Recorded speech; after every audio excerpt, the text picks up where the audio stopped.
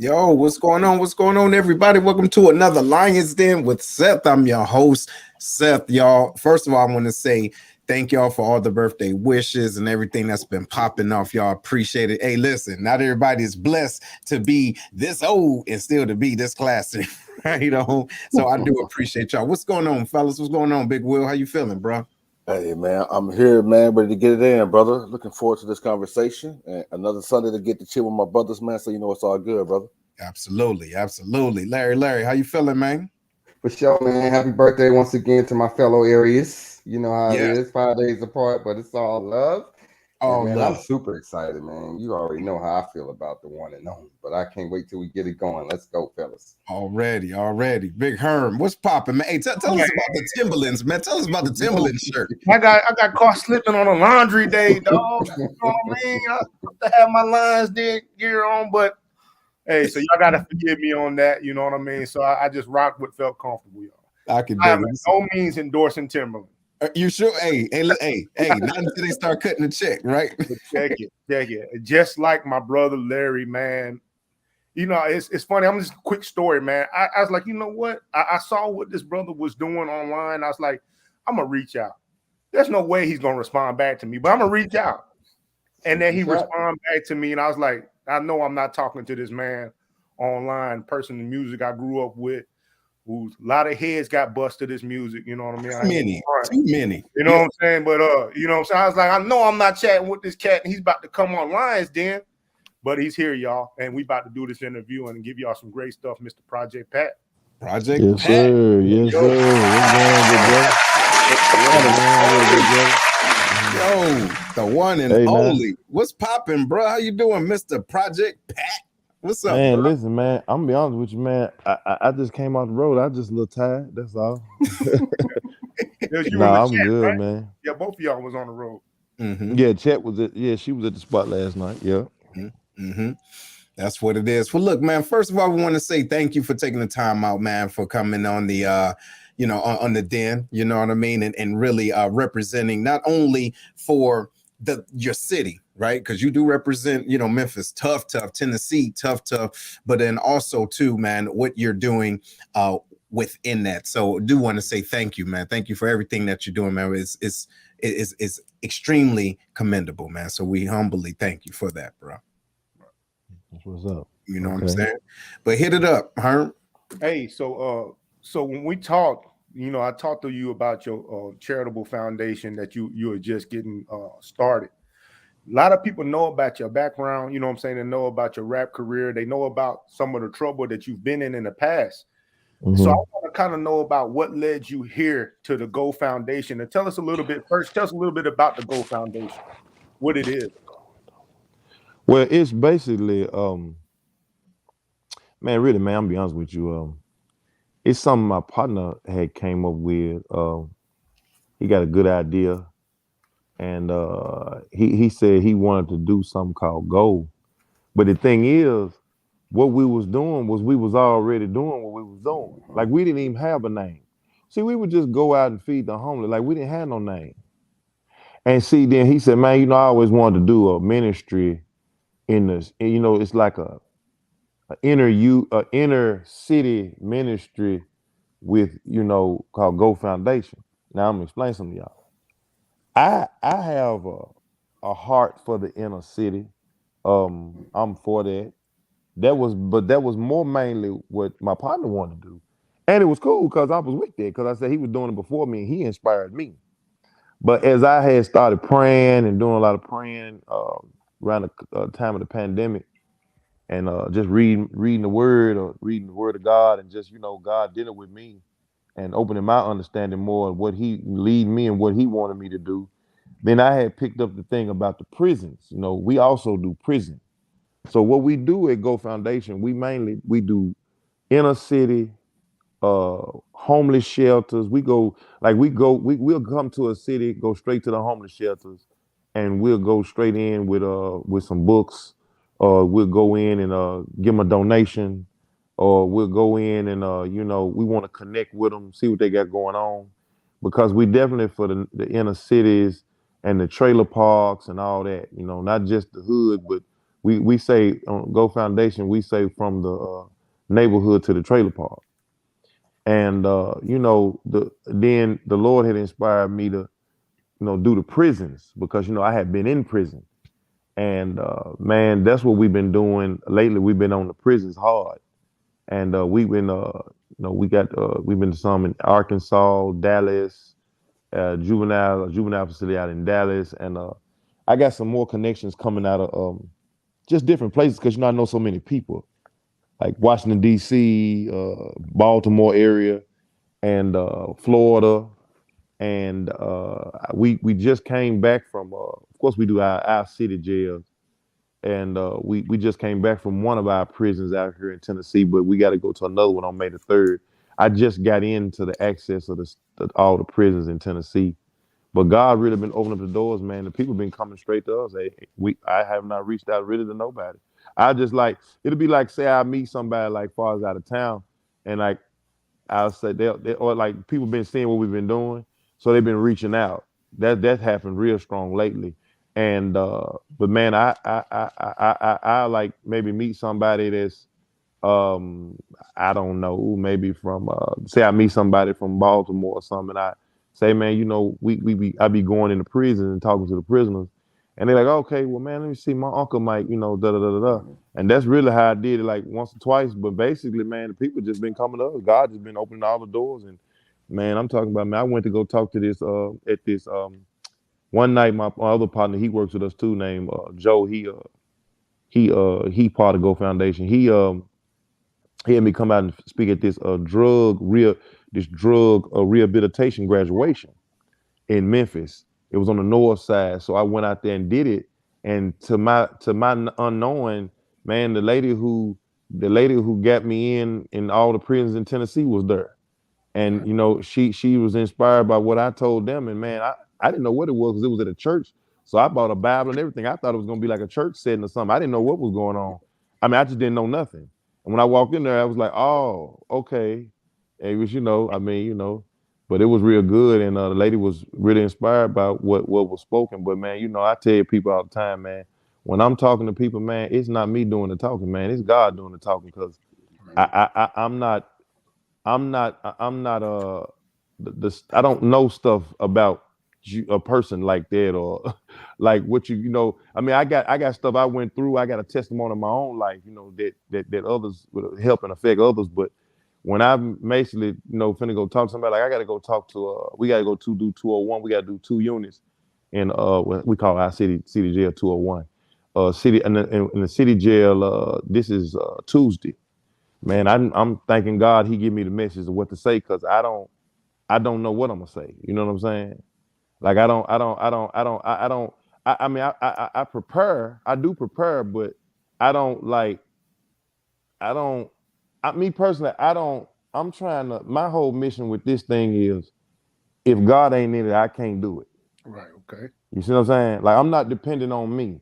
I mean, I could give a regular speech, an inspirational speech, but I mean, that's fine. I mean, and whoever does that is fine. And I could do that. But I don't, I'm trying to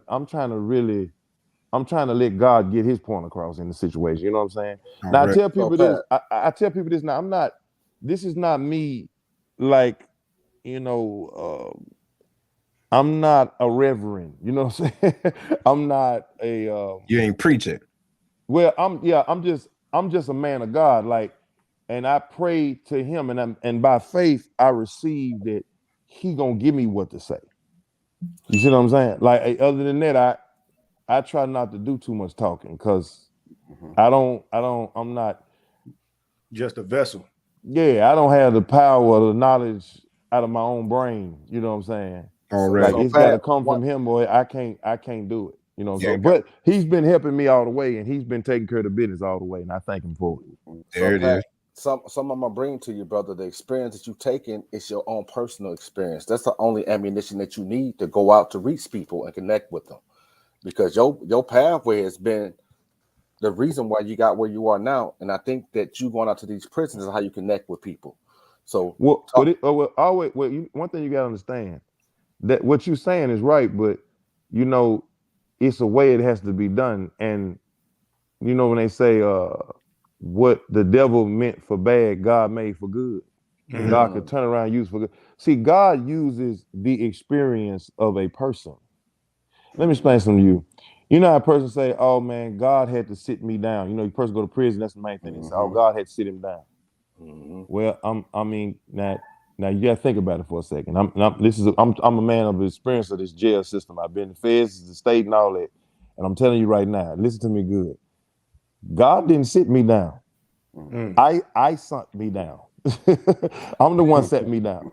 I'm the one robbed the people. I'm the one duct taped the person up when this robbery situation I had. I did that. I'm not proud of it, but that's what I did. But the mistakes that a person makes in their life, God can turn them around and he can use them for a testimony when he bring you out of the situation. You see what I'm saying? I totally agree with that one, brother. Yes.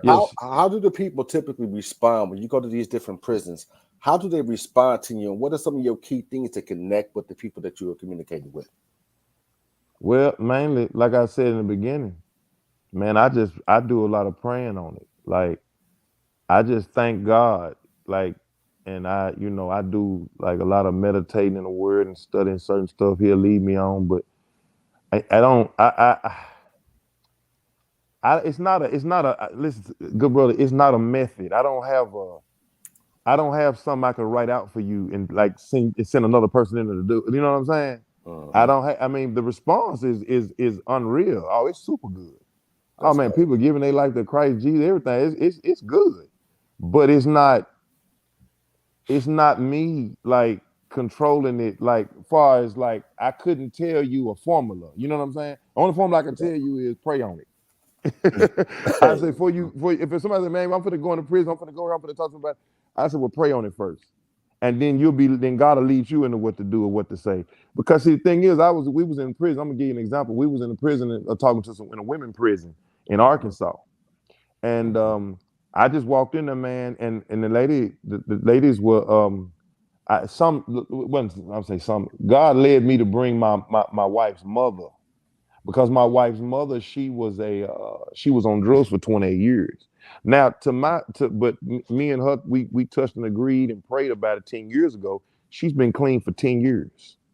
Got you. 10 years. Now she's been, to my wife's knowledge, when she said her mother had been on drugs all her life, she said she don't know no time she wasn't. But by God's leadings and him giving us the, open our understanding on some stuff, we touched and agreed and prayed on it one day, and for last 10 years she been clean. I'm talking, she was smoking cigarettes, she don't do nothing. She don't drink, she don't do nothing. Right. She don't do nothing at all. It was all God. It wasn't something I did. It wasn't something she did. It was him. Right. But this the thing. I took her in there with me. Lord led me to bring her in there with me to tell her testimony. Because see, the thing is, the people, the access came, they wanted me to come in there, but I just said, this is a women's prison. I said, and Lord, like, you ought to bring, your wife, mother. I said, yeah. So I flew her down. She's from Pittsburgh, Pennsylvania. And when I flew out, when she came in, now watch this now. I'm explaining to you. This is why I told you. I said, I pray on it first because I don't know. So, now a person say, well, you could have thought that up. But no, I didn't think that up. I didn't think just to do that. Like, that didn't just pop in my brain, like, from me. You know what I'm saying? Like, if it would, I'd say it would. I try to tell the truth. I don't try to tell stories and lies. I mean, I used to be a con artist, slickster. They call it scamming. We used to call it playing paper. You know what I'm saying? I used to do all that for a living. You know what I'm saying? Me and my other partners, that's long time ago. But I'm saying that to say this, that I try my best not to get into lies and stories, and I only speak what I know. I can only tell you what I know. If I don't know it, I don't know it. You know what I'm saying? And I don't try to be like caught up in pride. A lot of people get caught up in pride, and they get caught up in trying to be smart, trying to make somebody think they smart. So they say they know something, and they don't know nothing. Mm-hmm. You know how you meet people like that all the time. They don't really know for real. They don't know. I don't. Good. I give people. I learn to walk in love with people and give people passes now. When I see you don't know, I just don't say nothing. It ain't my business. I mean, it's between you and God. Y'all will figure it out. Yeah. I ain't trying to judge no man like that. But let me say this right quick.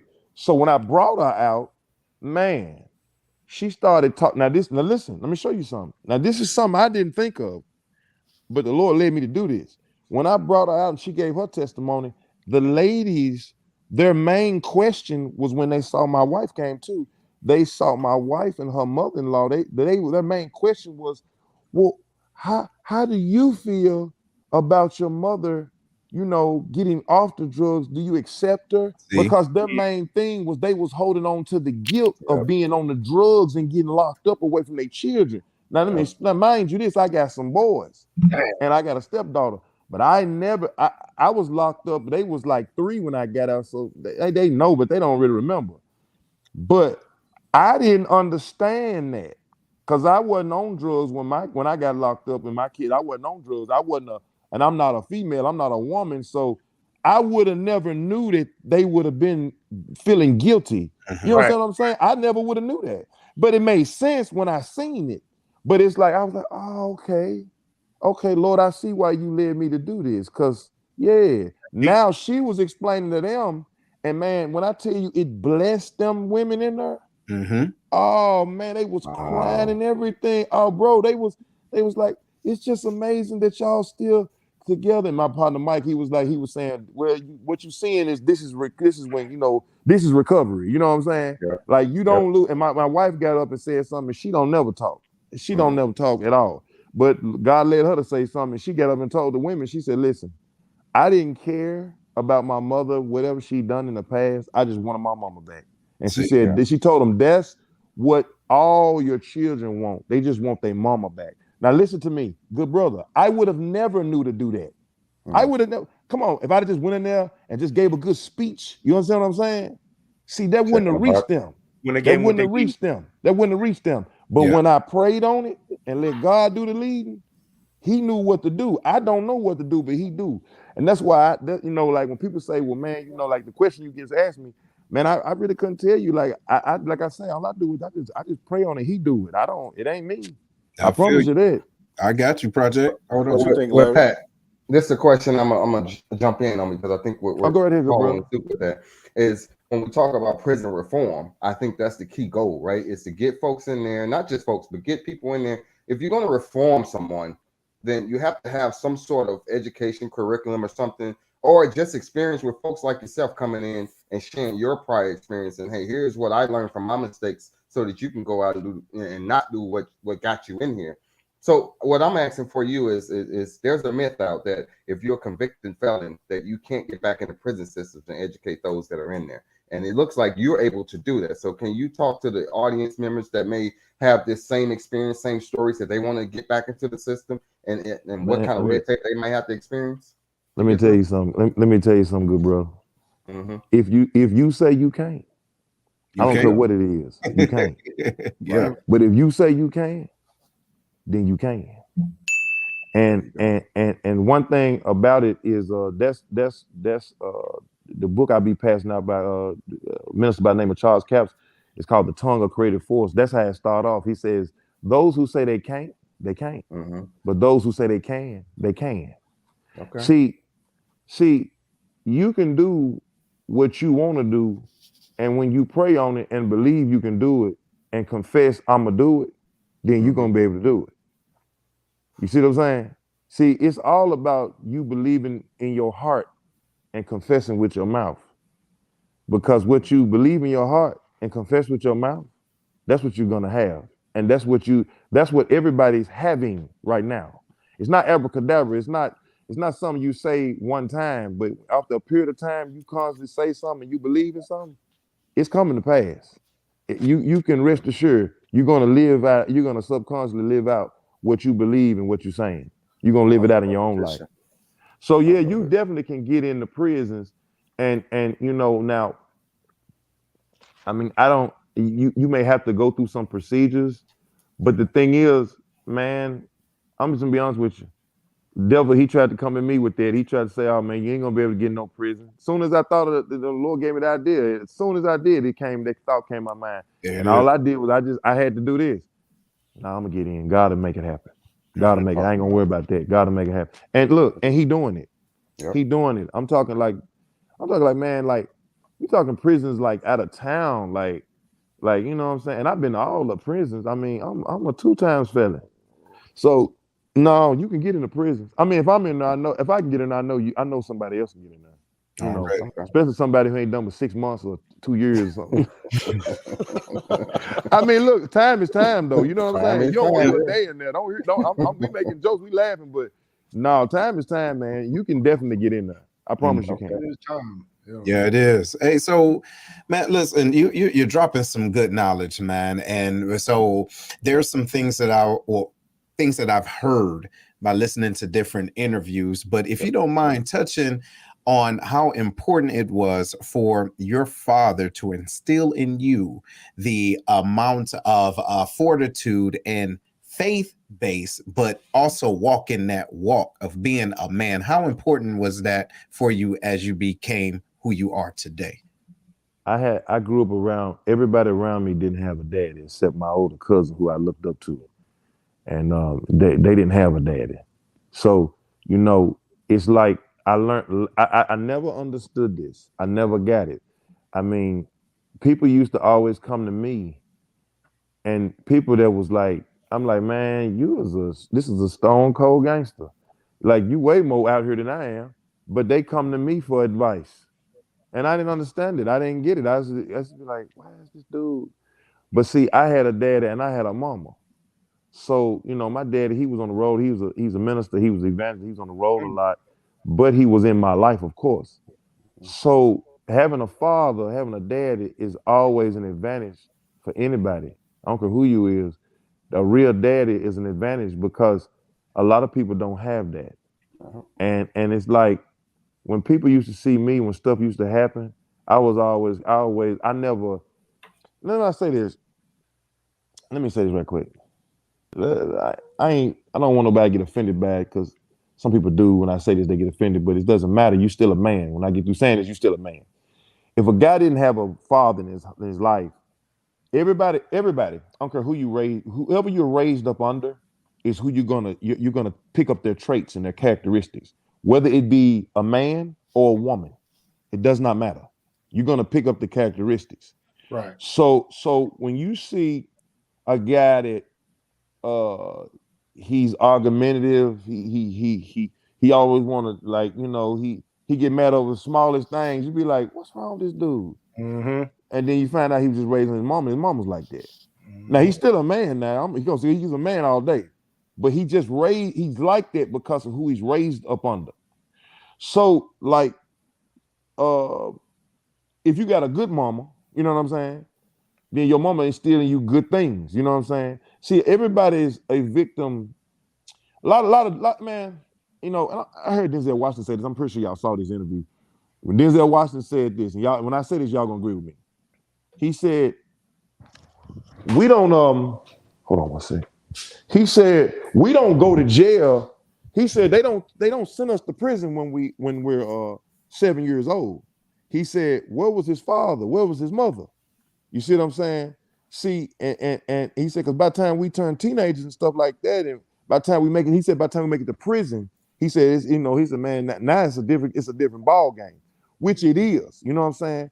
And a lot of people, man, I don't want to say, you know, people say, man, he grown, you know, he know right from wrong, but man, I'm telling you, man, having a mother and a father that know God and praying, that's what keep people out of harm's way, even when you standing right beside harm and you riding in the car with harm. You know, Mm-hmm. that it be God, I used to think I was slick and it was me, you know, I slicked them dudes. Man, I remember one time, and this is a true story. I had I did this a couple times in my life, but this one time I did it. I stood on a neighborhood of people. And man, I was in a situation where I didn't even have a gun on me. And I just was so mad. I didn't even care what happened. I stood on a whole neighborhood and they actually bowed down to me. And when I did that, I started, it fueled my ego to make me think I was somebody. Right. But as I got older and I started, you know, talking to God and learning about the love of God, that was the mercy of God that kept me. Man, all somebody had to do was pull a gun out and blow my brains out. I was standing on them dudes, talking to them dudes so crazy. I'm talking them dudes crazy, man.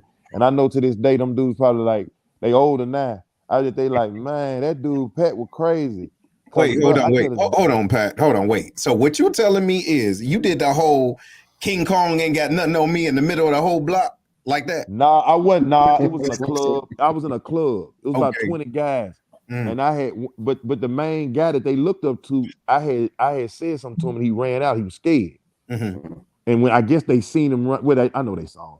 But they seen him run out. And when they seen him run out, then I started talking crazy to all them. That I mean, these grown men, man, they could have shot me. I could have died. Yeah, you know what I'm saying? And I'm sitting up here thinking I'm tough. Then it fueled me. That's the devil. That's the devil with them tricks. Mm-hmm. But see, in my brain, as I started getting older, start talking to God and dealing with the Lord more. Then I started understanding, man, that was just the mercy of God. That was God looking out. That was my mama praying for me. That was my grandma praying for me. That was my daddy praying for me. See, you to be a man out here, and a real woman to tell you now, it take a strong woman to raise a man. Right. But really, man, really to be honest with you, a man got to be raised by a man to know how to deal with a man. Mm-hmm. And that's just real. I mean, a woman that she can raise a man. She can. But she also, it takes say you got a good mama, and she might meet an old knucklehead boyfriend here and there. But say she got a brother that's a good, a good role model. He, like my cousin, he's kind of like that with his nephews and his nieces. He's a good uncle role model for them. So, just him as an example, he basically is helping to raise them. Now, I'm not saying that they fathers not in their life. I'm not saying that, but he helps them to raise them. You know what I'm saying?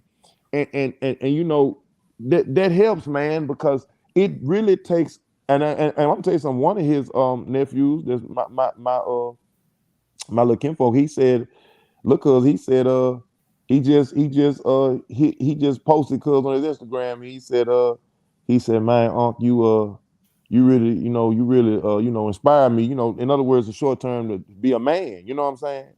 And like I said, man, it take that. Like that's what he needed because I was around guys that didn't have fathers, and I'm talking about, man, they on dope now, they strung out, they in jail, and I'm not saying that something couldn't have happened, but with a real man showing you, hey man, look, pull your pants up. When you talk to a man, shake his hand. When you shake his hand, with a grip, and you look him in his face, and you talk to him, and it's just man stuff. Y'all know what I'm saying? Right. Like my dad taught me to pull my pants up, carry a wallet. You know what I'm saying? Like, he just man stuff. And I mean, my mama could have done it, but you just gonna listen to a man more because he a man and you a kid. You a boy. You want to be like a man. Y'all know we men. We know that. Yeah. You know what? Go ahead. I'm just. No. I'm saying, man, you hitting it real quick, man, and on some good stuff, man. First of all, before we go into deeper, man, because we still got some time for you, man. But first of all, I want to let everybody that's watching, y'all, we appreciate y'all watching. Please make sure you're hitting the share button. You dig what I'm saying? Because we got the infamous, famous Project Pat in the building. You know what I'm talking about? Yo. You know what I'm saying? Doing it good, doing some good work. But look, y'all know how we do around this time. Don't go nowhere. We got to take a break because we got individuals and bills to pay. Right on. So we will be right back. In the meantime, make sure you are sharing this. Okay? Be right back. Monique Slayer is a top negotiating, award-winning real estate agent in San Antonio, Texas. Her focus is on educating and empowering individuals on building general wealth through homeownership, while providing exponential service with integrity and excellence. Although her heart is for serving first-time homeowners and the military community, her clientele ranges from $100,000 to $2.5 million. Monique has developed an awesome team that can get anyone into a home and has sold homes in less than 6 hours.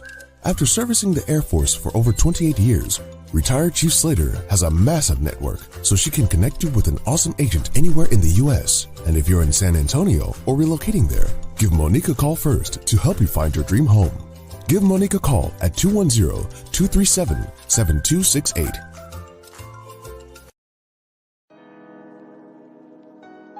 Hey, what's going on, everybody? This is Seth with the Lion's Den. Are you or someone you know looking for a tool to help them be more accountable?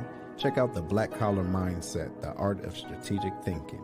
It's a manual to help maneuver through life strategically by holding yourself accountable every step of the way. Go to theblackcollarmindset.com to grab your copy today. Again, the website is theblackcollarmindset.com. Trust me, you won't be disappointed. Let's get it together. One thing we can cherish during these times is family dinners. Think about it, the nice, succulent southern fried chicken, baked beans cooked to perfection, creamy macaroni and cheese, cornbread. You get the point. Come check out Kevlar's Grill, where all the meals are cooked with perfection, professionalism, and love. Located outside the Scott Air Force Base back gate inside the VFW is where you can find them. Also, they have military discount for all of our serving members. Give them a call. Their number is 618-416-5700, and that's inside Scott VFW Post 4183. And they also have Grubhub. Call them now and tell them that the Lion's Den sent you.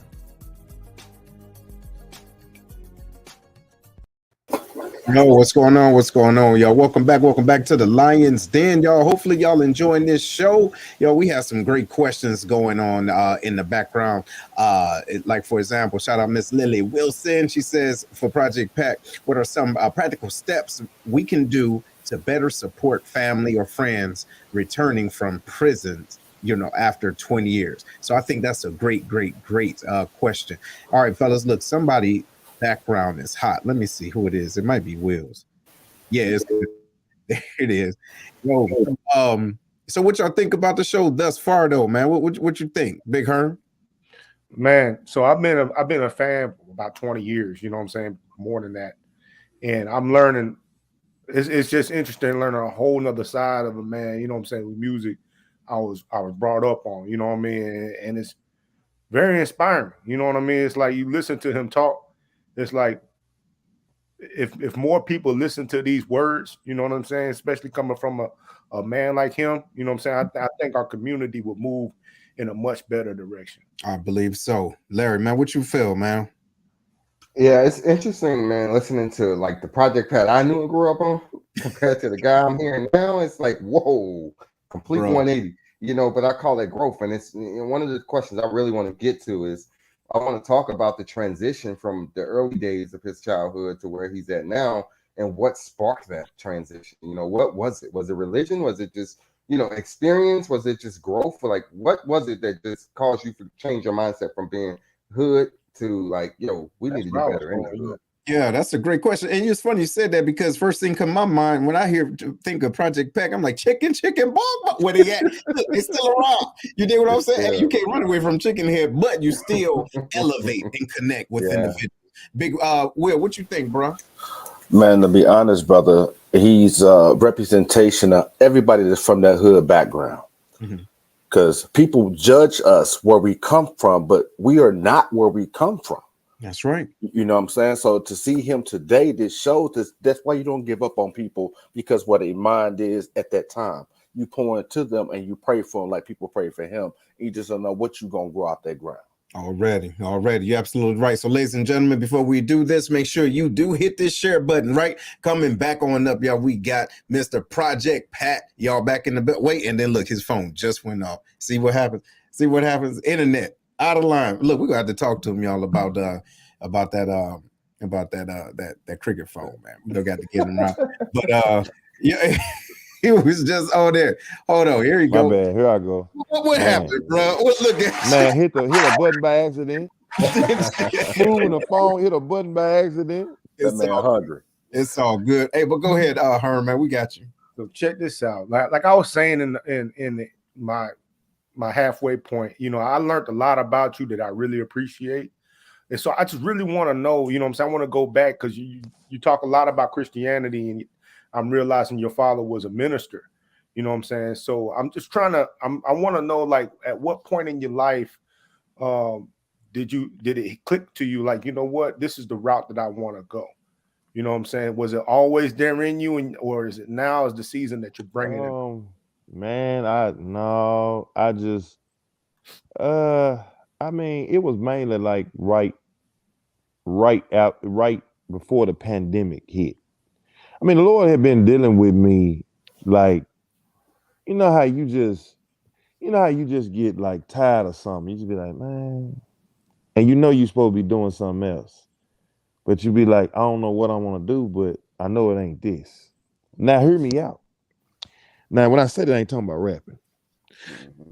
But see, I thought I was talking about rapping. I just didn't know. I had to go talk to God about it. So I did a lot of praying, a lot of meditating, and thing with God is this. A lot of people they say they wanna they wanna figure it out mentally, and then they wanna choose what they wanna choose. See, with God, you just gotta say, you know what, this God, he can't lie. I'm gonna believe him. Then once you believe him, in the Bible it says we grow from faith to faith. You know what I'm saying? So it's like you grow from faith to faith. So it's like once you step out, then you get he give you an understanding. See, it's not, you're not a person, man, I gotta get myself together. I'm trying to figure it out. It ain't figuring out. It's you going to him in submission. Then it said the beginning in the Bible, it say what it say, the beginning of knowledge is the fear of the Lord is the beginning of knowledge. So when you fear the Lord, meaning reverence God and submit to him and say, you know what, Lord, I'm gonna go to you about it. I'm asking you. I'm talking to you about it. You tell me. I'm talking. You see, a lot of people think they got to do a lot of stuff, and they think they a lot of people we get a little thrown off because we grew up under religion as children. A lot of different religions.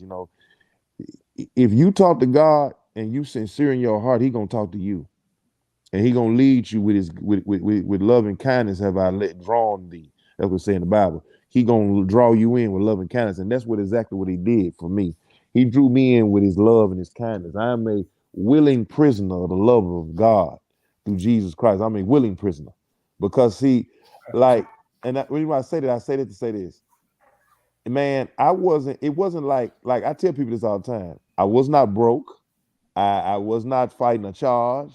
I was not I mean I was going through something, but what I was going through was me wanting to do the right thing. That's not, person said, well, that ain't hard to do, but everybody got their hangups, you know what I'm saying? So that's what I was going through, and I come to find out that, like of course I'm saved, I'm good. It wasn't see, let me say this right quick. Accepting Jesus Christ is a gift. It's a free gift. It's not, you can't work to go to heaven. You accept Jesus Christ as Lord and Savior, that's it. And a lot of people they say, well, I'm this, I'm that, and I'm this, I'm that. Okay, that's fine. I mean, hey, I don't knock nothing what a person do, because guess what? God made us in his likeness and his image. He'll never override nobody's will. So it's like that's why I say, that's why everybody know this. That's why that saying come from, where it say, you have what you say, what you believe, and what you say is what you're gonna have. Well, the reason why that's like that is because we are creators. God said, let us make man in his likeness and his image. Can we agree on that? He did say that. Now he said, let us make man in his likeness in his image. So is God, what is God? God is a creator, right? Mm-hmm. So we're creators. We are creators. You can create music, you can create a dish, you can create a building, you can create a foundation. But I'm gonna show you this. But we're mainly creators with what we believe we can do in our heart, mm-hmm, and what we speak out of our mouths. Because when you believe something in your heart and say it out your mouth, you're gonna have it. So if you believe that you can do something, but he says why person, well, what? But see, everybody. But the thing is, it's only two kingdoms in this world. So everybody's always inspired by one of those kingdoms. Mm-hmm. So when I say, man, I was trying to like I was like, man, I want to do something different, but it's like I had to go to God about it. So when I went to God about it, he led me into what he wanted me to do. But then I was like, well, man, like, what about this? What about that? See, I can rap. Rapping's fine. But I can't glorify wrong and be cool like it's cool to blow somebody's brains out and snatch a, blow an old lady brains out and snatch her purse. See, because now I'm motivating that other kingdom. You see what I'm saying? There's only two kingdoms. There's only two kingdoms, and I mean we can serve both of them. I get you. Well, no. You're not gonna see. No. This is the thing. This is the thing, and listen, hear me out. It's not me making myself not do this. I don't want to. I just don't want to. It's not me pushing my. See, God is not gonna. God ain't gonna tie your hands up and force you into nothing, because He gave you your own will. So the choice is yours. In the Bible, it say, I give you a choice, life and death, choose life. The Lord said that. That's an Old Testament. A lot of people like to preach out of the Old Testament. That's an Old Testament. He said, choose life. So, but it's your choice though. See, everybody think like this. They say, nobody's going to hell or going to hell because of the wrong they've done. Jesus already died about that. They going because of the choice they make, and it's their choice. It's not. It's truly their choice, because see, remember that God made us in His likeness and His image. If you can't see, the thing is, let me show you something. Let me show y'all something. Now, y'all gonna agree with me. Whose ideas do all y'all believe more than anybody's? No. You know. Hold on. You know why? Guess what? You believe your own ideas. Look, you even believe your own ideas more than you believe even God. Because Right. I'm gonna show you something. Because you are an individual. God made you like that. You are your own individual. So you make the choice. But see, the thing is, it's only two kingdoms out here. And so it's like a person, they're trying to, like, a lot of people, they get hung up on titles, and when you get into the religion and stuff like that. And that's why I mean, and it is, when I say Go Foundation is a ministry, it is. But I didn't want to call it Go Ministry. I just wanted to call it Go Foundation, because see, this thing right here, this is God. I'm just working for Him. You see what I'm saying? It's not in that, like we haven't had like a lot of donations to this foundation, but the Lord gets it done, because it's his situation. It's not me, it's Him. So, I'm just a laborer in His kingdom. You see what I'm saying? So my thing is this right here, man. I don't I try not to I try not to, I don't push nothing on nobody. The one thing about Go Foundation, we don't push Jesus Christ on you. We're not going, because see, God don't do that. God don't force you to be a Christian. He don't, I'm not finna sit here and tell you, you're going to hell. Well, this is my thing. I'm gonna say you're not gonna go to hell. I'm gonna say you're gonna choose Christ. You see what I'm saying? Okay. See, ain't no sense in talking about that, because see, a lot of people ain't scared of hell. You see what I'm saying? They live every day. Especially if they live in it. Especially these gangsters out here. These gangsters ain't scared of no hell. Yeah. They don't care nothing about that. Yeah. Right. So yeah, I don't. That's why I say I'm not. Lord don't get me on that path. Like if God got somebody saying that, and hey, and it's real. If you don't, you will go to hell. It's the truth. It is the truth. But it's no sense in talking. He hasn't led me to do that yet. You know what I'm saying? He hadn't led. And the thing is, but the thing is with God, he's not gonna force you in no shape, form, or fashion with fear. He's not gonna press no fear on you, or if you don't do this gonna happen. He's not gonna do that. No, And I'm gonna show you something. I'm gonna show y'all something. And I don't care who you is. God is talking to everybody. See, I know He's talking to everybody now. I know this for a fact because He talked to me. Mm-hmm. And when I say talk to me, I'm saying I'm not talking about I hear an audible voice or I'm hearing voices in my head. No. No, it's a knowing. Like, you just know. And God is talking, like, put like this. When a person go through something and you know for a fact, that was God that really looked out for you, or looked out for this person, or this, it was God. Mm-hmm. And it's a know. How you know, because it's a knowing. That's right. It's a knowing. And the thing is, nobody's going, and the Lord I be listening to this pastor by the name of Keith Moore. He's out of Branson, Missouri, and he got church down in Sarasota, Florida. And he was taught under Kenneth Hagin. And man, you know, good ministry, real good minister. And I've been really watching him, and he was saying something one day about you know, like, to be honest, man, our shortest time that we gonna have in existence is on earth. This is the shortest time we gonna have in existence on earth, as far as existence on earth. The shortest time we'll be living in our life, because we're gonna live forever somewhere. Everybody lives forever. Nobody, because see, we're not. This is an earth suit we got in right now. You look at me. This is my earth suit. This body is an earth suit. You gotta have this body to be on this earth. It's an earth suit. That's all it is. You all are spirits. Everybody on this planet is a spirit. That's a human being. It's a spirit. So the thing is, you're gonna live. You're not gonna live to be 150 years on this planet. You know, you live to be old. I'm gonna say with long life, he gonna satisfy you. So you're gonna live to be gold and gray. You're gonna live to be 100. I say that 100 and something, but you're not gonna make 150. You know, that'll be a miracle. I ain't saying you can't. I ain't saying you can't now, but I don't. Not on this earth. But but guess what? You're gonna live past 150. You're gonna live past that. And then I started thinking about that. You know what I'm saying? And I started thinking. I said, man, you know what? That's real. That's the truth. Now a lot of people, they don't like to talk about that. Yeah. You know, a lot of big gangsters. Big gangsters don't like to talk about. I don't want to talk about that. You know, you want to talk about right. You know, you know, people get scared of that. But see, the thing is, when you know you good with God, what you scared of that for? I accept Jesus Christ as my Lord and say I'm good. I ain't worried about that. Thank God. But guess what? But I used to be though. Oh yeah, I did. Yeah, I did. I used to have a fear of that.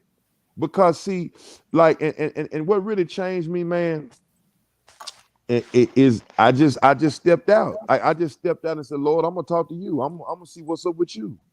You know, and when I did for myself, because see, you can't, let me say this right quick. I ain't trying to hold up all the time, but you can't, when you die and I die or whoever dies, grandmama and auntie and them ain't gonna be standing right there with you. It's gonna be you and God. So you got to give account with you and God. So, you know, I can't ride off of my father's faith or my grandmother's faith. I got to know God myself. And the thing is, a lot of people, they think God is an evil taskmaster, but he's not. Mm-hmm. God is real love. He passed grandmama love. So he's not gonna, he's not gonna force us to, you know what I'm saying? You know, so but I'm gonna say this. I had to know him. I got to know him for myself, and I'm every day learning more about him as I deal with him directly. Right. That's the most important relationship, is getting to know him yourself. But I want you to share with the audience members that may not have that courage, or that they in that place to be able to go to him and pray and give their life to him. What would you tell that person that wants to, but just doesn't know how or have the confidence to do so they can get to where you're talking about, brother? Well, the thing is, the thing is, we're always, nobody knows it all. You know what I'm saying? You know what they say, we look through a glass darkly. You know what I'm saying? We don't see it all. We just don't. I don't care who you is. You know, you could be the biggest scholar, preacher, whatever you think you is. Sorry, you don't know it all. You don't. But what you have to do is this. See, it's just like this. You know, a person say, well, man, yeah. A lot of people, they know God. And like me, I was saying, I'm talking about myself. I was a person, I knew of God. Yeah, I know God exists. But I didn't know him like I know him now. See, and you know, a person say, well, man, I got faith in God. Well, you can't have faith in somebody, because God is a person. When I say person, he's God, but we made in his likeness and his image. So he's a spirit. He's like, I'm a spirit, like you a spirit. What? God, the only way to get to know me, you got to spend some time with me. You got to, you know what I'm saying? You can't have faith in somebody you don't trust. And the only way you trust somebody is you got to get to know them. You see what I'm saying? So it's like people say, well, I have faith in God. Well, you don't. No, you don't.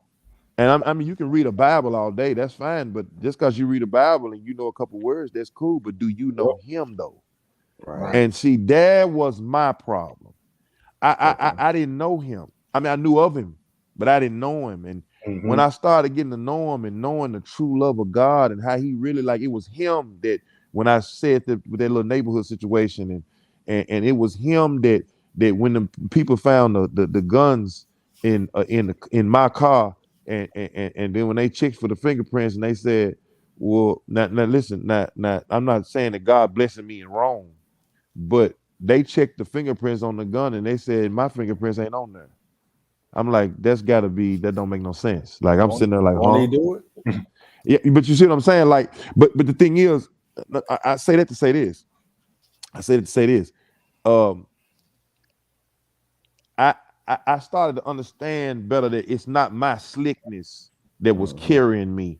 I wasn't uh smooth or knowledgeable like that. I didn't, I wasn't, it was God just keeping me the whole time, all the way up to right now, all the way up to this very moment. If of anybody that's living right now, you asked me a minute ago, a person that code of God, anybody that's alive right now, if you breathing, then you have an opportunity.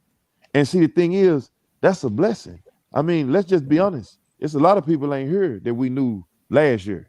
Right. They not here no more. Year for that, they not here no more. So you got to look at it like, man, you're blessed, and to be blessed like that. One day we got to all stand in front of God, and He gonna ask us this. He gonna say, "What did you do with your time?" See, because you blessed to have time. You blessed. I heard the brother say he had a birthday. You blessed. Yeah. Because my cousin, he died, he was 20. And that was 20 some years ago. You see what I'm saying? See, you blessed, like you outlived him. You see what I'm saying? My daddy, he's 70 some years old. I told my dad, I said, Dad, you outlived so many people, it's crazy. Yeah. My grandmama died, I think my grandmama was 89. She might have been 89 or 98, one of them. It's one of the two. Because my grandma was up there. And bro, my grandma was a praying woman from Mississippi. And let me tell you something. My grandmama went out on some God. When she died in her sleep. She wasn't sick or nothing. When I seen her before she died, and about a month later she had died. And she lived in Kansas City, but my grandmama, man, she died in her sleep peaceably. They said she just went to sleep, told everybody, "Well, I did my job." No, She said this before she died. This Hey. she said. She said, "I did my job. I raised y'all best I could. I knew." She said, "Y'all, God been taking care of y'all and looked out for y'all." She said, "I am so thankful." And my grandmama went to her bed that night and went to heaven. that was it. Let me show you something. But listen, watch this. But she didn't go out in the hail of bullets, though. You see what I'm saying? See, I'm going out like grandmama.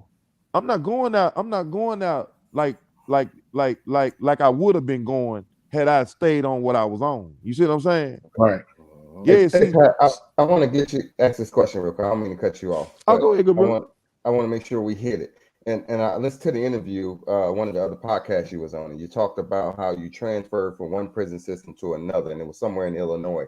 And then some brothers came in from St. Louis, and they was talking to you. And initially, when you got there, you was like you wasn't ready to receive it. You was just trying to get there to get out of the cage and get out of get in a better position where it's a little bit more calmer. I'm just paraphrasing. But when you started hearing the word, you said that really what triggered you. Like, yo, these brothers really talking some real truth. What was that? Yeah, real my truth? partner. I feel like that was a transition for you. Yeah, my partner. The joint was St. Louis. It was some good St. Louis guys in there. But my partner, who I was mainly talking to, was my partner Tom. I still talk to him to this day. He out. He free. He was from Texas. He's from Texas, and he got caught up. He was just out there. He was really out there. Like really out there, gangster. And Tom, I met him, and I met some of the brothers that was at the place, and I had just came from Beaumont, Texas. So I'm just in prison. I'm in jail, and I'm just like I'm on one. And man, when I first got to Greenville, they put me in a hole. So something stupid I did. I don't even want to talk about it, but I got out the hole. My partner from Chicago, good brothers, my good brothers just had called my boy Hugh Ardell, man. He out now. Matter of fact, he live in St. Louis. Okay. And he from the Shire.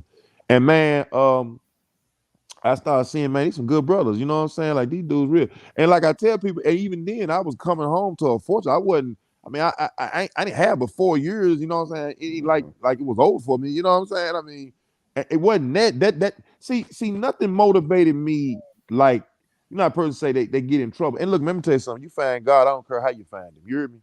I don't care what. If you in trouble and you found him, praise God. Because you need God. At the end of, I'm serious, man. I stress it. You know what I'm saying? I don't knock nobody who found God. I don't care how you found him. You found him, praise God. Right. But my thing is, I didn't have no problem with nothing. I just had a true interest. Like, man, cause see, I guess I was like in a situation where, man, I had done it all. I had all the girls. I did the drugs. I mean, I had the clothes, the money. I mean, I just was like, man, it just got boring to me quick. I just was like, hey, man, really, man, I'm not no big drug dealer in the streets and nothing like that. But I mean, man, I still was moving and grooving even then. So it's like when I got in the rap game, I just started getting the money, and I knew I was like, man, it's a blessing, man. I can't sit up here and act like this is me. Like, I ain't no rapper. You know what I'm saying? That's what I'm saying to myself. Like, bro, I'm not a rapper. Like, man, this is crazy. People going for this. Everybody like, love you the most, man. They love you the most. Bro, listen to me, bro. I tell people this all the time. I like, bro, I'm a hustler. I'm not a rapper. Like, I hustle the game. I'm a con artist. I'm a thief. I'm a robber. Like, bro, I'm not a rapper, bro. Like, you know, and I don't, and I mean, when I say that was, you know, I'm a man of God now, but that's what I was on at the time. And I used, man, bro, when I was Getty Green was out, I was selling dope and everything. Like, I couldn't, bro. I'm telling you seriously, like, I was still in it, like, and I mean, I know, and I like, you know, I talked to certain rappers. Pimp C was like that, you know, and yeah, like, man, you still be in it, and you know, you still had that mentality, and it's like, man, I used to be going to the shows and the interviews. I mean, I just know how to carry myself because of my mom and my daddy. You know what I'm saying? You know, yes, ma'am, no, ma'am. How you doing, sir? Oh, you real polite. Oh, well, thank. My mama told me a long time. Good manners carry you a long way. Good manners also get you in with people. And you know, like I say, I was a con artist, so of course I had good manners. All con artists got good manners. You know what I'm saying? But no, good brother. Man, what really basically, man, just made me do it, man, is that, like I said, God is talking to everybody, and He just been talking to me all my life. He's real patient. God's real patient and loving, and He just knew that because God is the beginning and the end. He knew I was gonna choose Him. He knew I was. He knew it when I didn't know it. You know what I'm saying? And the thing is, what a person got to understand is you got to do the choosing. See, it's not, God is not gonna press nothing on you. He's not gonna force you. He not, you gonna, the stuff that we get in life, that be us. Let me give you a quick example. If my son is 5 or 3 years old, he walk over to a socket and he get ready to shock himself. Am I gonna grab his hand? Of course I'm gonna grab his hand. I'm God. I'm gonna grab his hand. Now, person say, well, God had to sit you down, or God had you had to go through it. Listen, man, if I can avoid my child from getting shocked and die, I'm not gonna let him do it. But if I can't stop him and he's got his own will, and I can't even get involved because that's just the law I'm under. Then you know what I'm saying? Then when he touched that socket, that's not me doing that. I'm not doing that. See, God don't do you no harm to make you do good. And people think that, and it's sad because a lot of that was instilled from grandmama and them and auntie and them, which mean, well, that's in heaven, that's saved, they went to heaven, but they just didn't know no better. Because no, man, you know, you be good, God gonna get you. What you talking about? God, if God gets you, that's what you want, so you gonna be bad then. Right. You hear me? Like, like he a boogeyman. That's all I'm saying, good brother. God is not a boogeyman. And then the genie on the other hand. You see, and a genie on the other hand, that's so man-made, it's crazy. But see, that's one that you know, when the Lord prompts us, that's one of the messages I always speak. Because man, I just hate to see it because it's a trick of the enemy. That's a trick of the devil right there. But yeah, man, I'm gonna tell you something. I'm gonna tell y'all something. I'm gonna be honest with you, man. I thank God that He did with me. I thank God that He drew me in with His loving kindness. Cause man, I'm telling you, man, it's serious. It's serious for real out here. And before you know it, I'm gonna tell you something, man. One thing about the devil and getting tricked off the streets and all that, man. Before you know it, man, oh man, you'll be dead out here. The devil get you up out of here quick. Yeah, he not gonna play with you. He gonna get you up out of here quick. And a lot of the young guys, man, like the ones you see with the tattoos on their face, the ones who really out here, the real. I'm talking about the real. I'm talking about them real gangsters. Man, they is crying for love, good brother. Yeah. These babies, man, these dudes is babies, and they just crying for love. Now they men, they'll shake some, they'll do it. I respect them, but at the same time, man, God love them, man, and He don't want to see them go through that hell. And it's really, to be honest, it's from bad counsel. They had bad, a black man get raped when he a child. He's not gonna talk about that, but he'll act it out. He'll act it out when he turns 17, 18. When you see them tattoos and he's shooting that gun and killing and robbing folks, and you be like, "Why dude so crazy?" Because mama boyfriend raped him, and he felt like he couldn't tell nobody. You see what I'm saying? Another way, yeah. Yeah, man. And her girlfriend raped him. Yeah, I got some partners of mine. They babysitters raped them. Women raped them. Yeah, man. See, and all that goes on. But what is a man? What is a man gonna? How is a man gonna say something about that? How is he gonna? You know what I'm saying? Especially in the hood, like I ain't even gonna talk about that. But I tell you this though, you'll see his anger when you see them tattoos and how devoted he is, because he wants some love from somebody, and he's ready to make a real commitment and some respect. Yeah, and some respect. Mm-hmm. You see what I'm saying? And you catch a dude, he'll go so hard, and you be like, "Why dude going hard like that, man?" Yeah. And like, why he so hard on why he crazy like that, man? Because somebody scarred him when he was a baby. Yep. You see what I'm saying? And man, I'm telling you, man, it starts right there. It starts right there. It starts when you're 2 and 1 and 3 and 4, and the devil get to working on you when you come out the womb, and he want to instill a bunch of fear in you. A whole bunch of fear, so you can be scared of this and scared of that and scared of this and scared of that. And man, I'm gonna tell you, man, it's really sad, man. It's the simplest things in the world. I'm gonna show you something. I'm gonna say this right fast. You know when a person say, you got a child, right? And you say, "Oh, don't go in the street. You gonna get hit by a car." No, you don't tell no child that, because now you're putting fear in his heart. Because what if he just playing with the ball? He just running for the ball. He a child. He might just run in the street like, "Oh, I might get hit by a car." Now, fear, that's the devil's face. He finna make it happen. What you tell a child is, you don't go in the street, I'm gonna kick your tail. See, remember in the Bible it said the rod of correction to set him straight, not the fear. Not fear. See, all that fear. True. See, we so full of fear, man, and that's the devil's faith. See, that's faith in reverse. And when you fear something, you believe it'll happen. You speaking it out your mouth. Guess what's happening next? You just made it happen. The Bible says you snare by the words of your mouth, but you also can use that snare to speak good and get some good in your life. But see, it's like, man, you be good. God gonna get you. Why you want to make God a killer and a boogeyman? But see, it's listen, good mama mean well, just don't know no better. You see what I'm saying? It just don't know no better. And that's all I'm saying, man. Like that's the book that we have is called The Tongue of Creative Forces, by Charles Capps, a minister out of England, Arkansas. He's passed now. His wife, my bad, his daughter Annette runs it now, and it's real good, man, and it's a real good book, and that's the main book we pass out in the prisons. That and I passed out a few Kenneth Hagin books too, called Right and Wrong Thinking. That was the book that mainly got Charles Capps started, called Right and Wrong Thinking. Because see, when you think wrong and you dwell on wrong, then you start speaking wrong. Then next thing you do, you start believing wrong. Right.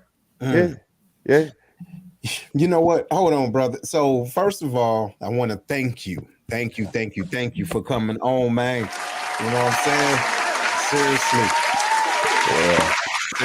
Seriously.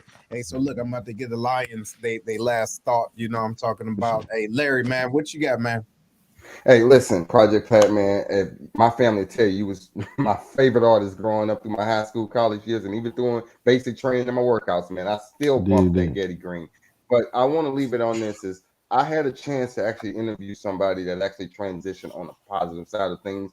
And we ain't talking about, I want to talk about all your songs and all the stuff, but I got a chance to talk to you about growth. And that just made my day. So I appreciate you taking the time to come on to us. For It sure. was a little shaky week, but having you on here says everything it needs to say about you as a man, man. I appreciate you. Thank you. Well, praise Absolutely. God. Yeah. Okay. Very big Will. Man, dope discussion, brother. And this you coming on, this being who you are, owning everything, because you came on here showing people how to be accountable, not to run from your path, but how to capitalize on it and use it for the goodness of others, brother. So you coming on That's real. is just an example on where we from don't make us. No. That's the key thing I took away from this, brother. You were a representation for so many people coming from where you come from, and you show people how to beat that statistical expectation they have for brothers from the hood. So I thank you for coming on, brother, and keep doing what you're doing. There you go. Praise Keep doing God. what you're doing. There you go. I'm not one of the 4 brothers from the hood. I'm from the suburbs. Man, shut up. Hey, Well, I knew plenty of gangsters from the suburbs, plenty, running gangs and everything. I'm still from Tennessee, but one thing I want to say is, just like Larry, you know what I'm saying, grew up on your music, and I really appreciate this side of you. You know what I'm saying? I appreciate all sides of you. I mean, your music got me through a lot of stuff. You know what I'm saying? So going forward, I know you keep saying God is working on you, God is working on you, and you don't know anything, and God is leading you. So I'm excited to see where God is taking you. You know what I'm saying? Because Man, I look, feel like you meant for great things, and it's coming. man, good brother. I'm excited myself. You don't understand, bro.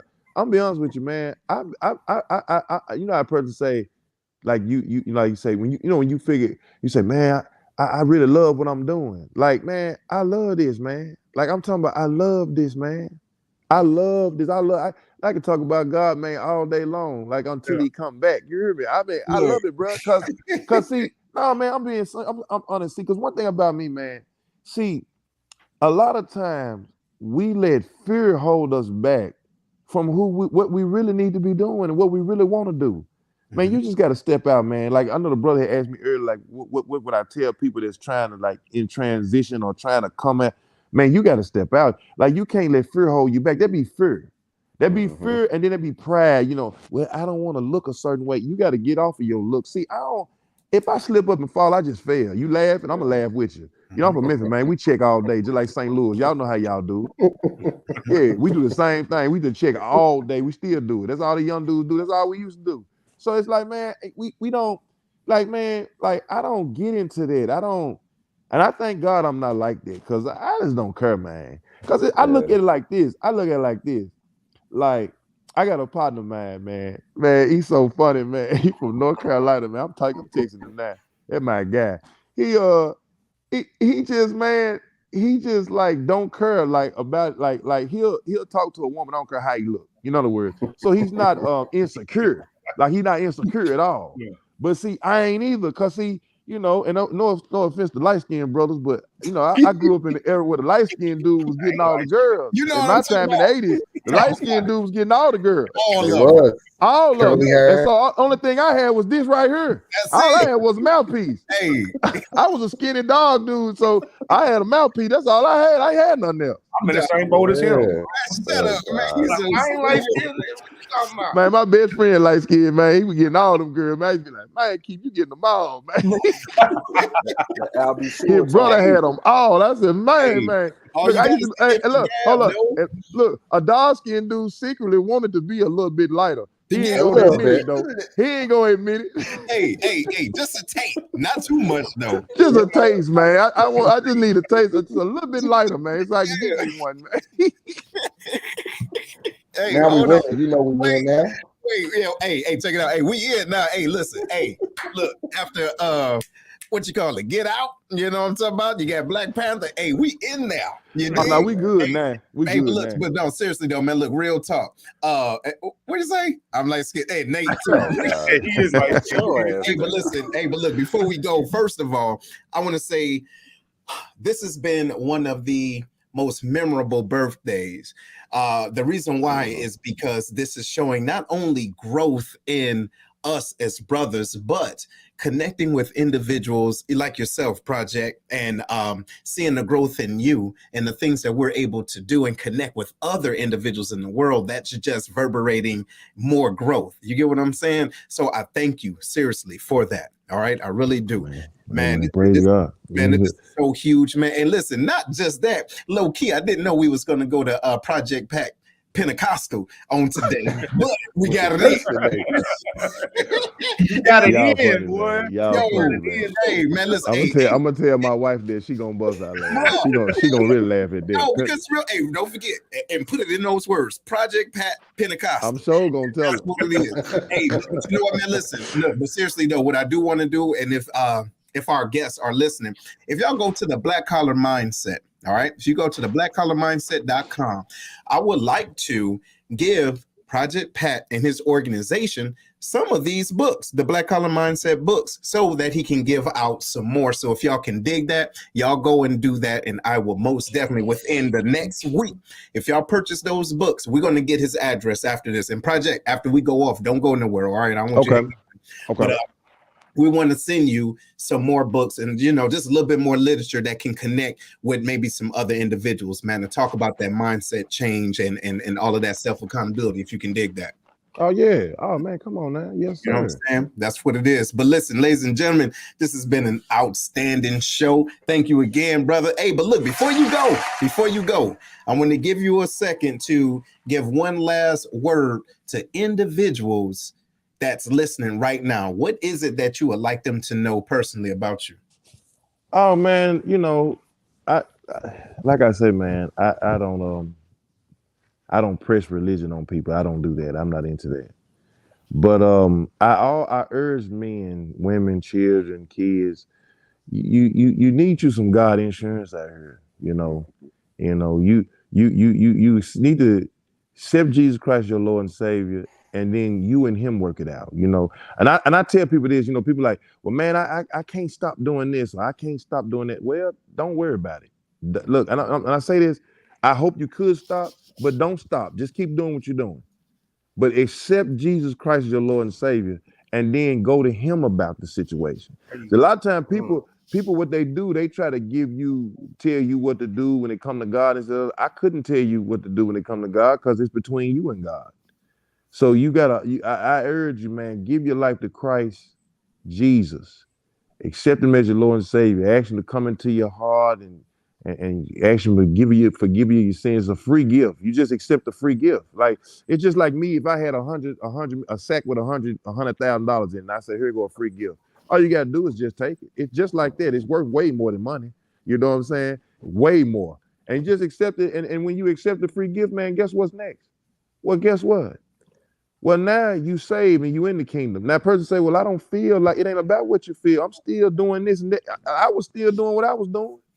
But see, it's not about this thing is not about, it's spiritual, it's not physical. Mm-hmm. And once you do it, then you and God work it out. You and God get you off of what you need to get off of, the drugs and all the let God come in, talk to him about it, and he gonna fix it. Because I'm gonna tell y'all something. I'm gonna tell you this right quick. It's a lot of things that people go through in life. And I'm not saying there's nothing wrong with 12 steps. There's nothing wrong with them. But 12 steps just ain't gonna get it. It's scars. It's scars that's leading people to these drugs. It's spiritual scars. These scars are not, these wounds, and these are spiritual wounds. And they cannot be healed by a regular doctor, a physical doctor. You got to go to God to heal these spiritual wounds. Now, he can heal them. And that's what the main thing is. That a lot of people, man, they looking and they trying, and it's the outside. It's just like kind of like taking an aspirin for a headache, like or taking some medicine. You sick, your body heals itself, but the thing is, your spirit, you got to go to God to get that healed. And I'm just being 100. You got to go to God, but guess what? He can heal it instantaneously. And you don't have to go through the misery and the pain and all that fear, all that scare. And the fear ain't nothing but torment. See, I'm gonna show you something. What a person do when they're going through that torment and that fear or and torment of life, man, that's hell on earth. That's the devil. And see, you got to go to God to get rid of that. Because see, when you start learning about the love of God and the peace of God and the love of God, see, that's what I've been on lately. That peace and that love, that peace that passes understanding. See, you want to let peace be your guide and all that. Man, that's the best thing going, man. Because see, that's the love of God. Because see, God is about some love and some peace. He ain't about hell. Like, man, I'm going through hell out here. Well, that's hell on earth. You don't supposed to be going through that. Guess what? We wasn't made for worry. We wasn't made. I'm seriously, we was not made. That's why in the Bible, the Lord said, cast all the cares on him. We wasn't made for worry. And people be worrying about stuff they don't supposed to be doing it. You supposed to go to God and tell him, Lord, I need some help. Don't just you can't be stubborn about it. You can't, I'm gonna figure it out myself. You've been trying to figure it out for the last 4-5 years and it ain't happening. Yo, I'm sorry, man. I know because I used to do it too. But see, this ain't a brain thing. This is a spiritual thing. And your spirit and your brain is two different things. That's two different things, man. You can really, man, a person is really more smarter than what they think, but past your brain. See, you got wisdom, but you got to draw your wisdom from God. You got to go to God and get some wisdom. You can't, I mean, you can read the books and all that. That's fine. Ain't nothing wrong with that. If God leads you to read one, read them. But other than that, man, go to God about some wisdom on how to deal with situations in life. And a lot of these stuff that we going through, man, we won't even have to go through it because we wasn't built for worry and that's hell on earth. Right. That's torment. Wow, man. Well, thank you, bro. Project, what you say? Project Pentecostal. No, Project Pentecost. Funny, man. Bruh. That's what it is. Hey, but you know what? Hey, man, listen. Hey, you're walking testament. You dig? And that's what it's about. You know what I'm saying? But listen, we want to let you and the rest of the audience and even the den, man, just make sure y'all enjoy yourself. Thank y'all for being a part of this another outstanding show. We couldn't do this without y'all. You know what I'm saying? And thank you again, Project Pat, man. We do appreciate you. Hey, don't log off. We go hold tight. But ladies and gentlemen, if you haven't done so already, make sure you subscribe to us. Make sure you're following and you sharing. Let them know what type of show this is. We focus on leadership, growth, development with action. You understand? That's what we do, y'all. And listen, we want y'all to have a great, outstanding week. Right on.